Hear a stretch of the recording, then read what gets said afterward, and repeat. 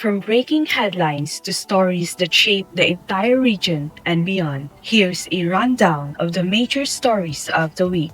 Former Finance Secretary and economist Dr. Jesus Stanislao defended Iloilo City's 300% real property tax hike, calling it a long overdue adjustment after almost 2 decades. However, he cautioned against implementing it abruptly, saying that the increase should be phased to avoid burdening taxpayers. He also stressed that transparency and proper use of funds are the key to gain public support. Meanwhile, the fate of Iloilo City District Engineer Roy Pacanan now hangs in the balance after the newly appointed DPWH Secretary Vince Dizon ordered the courtesy resignation of all DPWH officials nationwide. The move, directed by President Marcos Jr., aims to weed out irregularities and anomalous projects within the agency.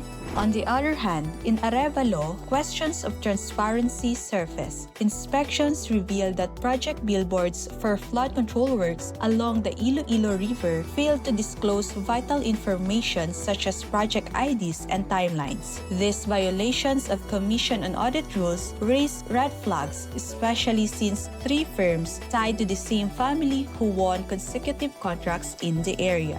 The issue of flood control projects continued to stir controversy. Monsignor Meliton Oso, head of the Haro Archdiocesan Social Action Center, slammed the ongoing congressional inquiry, calling it a sham. He argued lawmakers investigating their own colleagues lack credibility and instead pushed for an independent commission to probe the anomalies. Tensions then escalated into open conflict. Mayor Raisa Treñas and Congresswoman Julian Baronda engaged in a fiery word war, exchanging accusations over infrastructure projects alleged to have worsened flooding in Iloilo City. Both officials called for transparency, each demanding the release of records to prove accountability.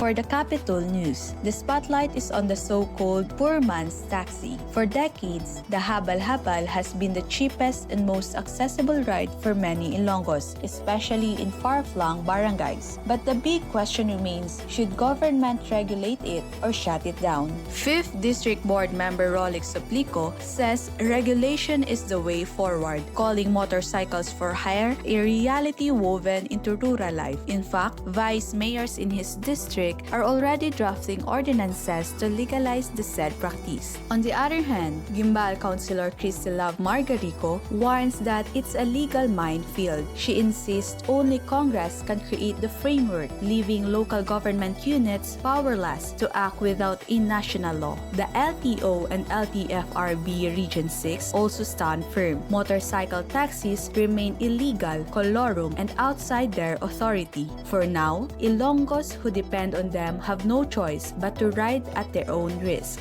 And that's a wrap on this week's top stories. Stay tuned and be informed with more news updates and stories that matter. Only here on Panay News, the #1 regional newspaper in Western Visayas.